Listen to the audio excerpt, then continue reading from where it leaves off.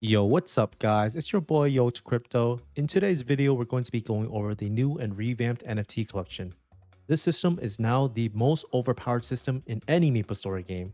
It gives you a ton of damage and it's not reliant on RNG to progress it. Let's take a look at some of the stats that it gives us. So some of the stats that it gives us is going to be crit damage, crit rate, IED, boss damage, damage percentage, a ton of attack, and a bunch of flat stat. The amount of stats that this gives for how much it costs is actually very worth it. And even if you're a free to play or a newer player, this is a system that is very good because you can slowly progress by purchasing the NFT items, putting it into the collection, and it gives you guaranteed damage without getting screwed over by any RNG. As you can see here, one item basically equates to 100 points. So, early on, one item is 100 points.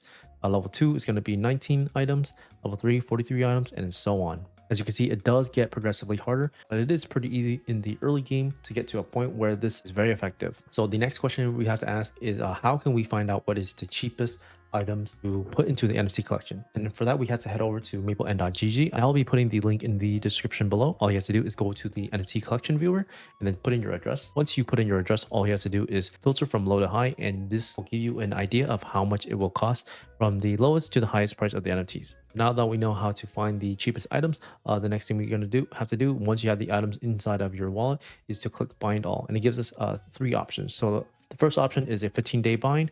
The next option is a 30-day bind, and the last option is a 90-day bind. The longer you bind the item, the more points that you will get. If you are planning to play this game for a long time, I highly recommend to just lock this one up for 90 days. It's basically item staking to get damage inside the game.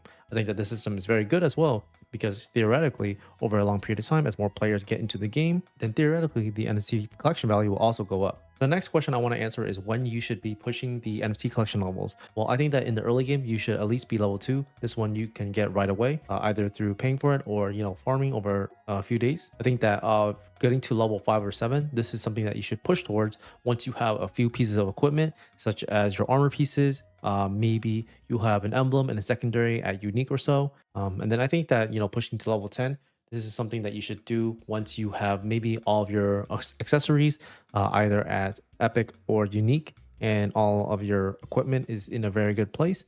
Maybe it's very hard for you to make gains at this point, and the most consistent way to make gains without getting screwed over by RNG is probably going to be the NFT collection system. That's it for today, guys. Hope you guys enjoyed this video. I'll catch you guys in the next one. Peace out.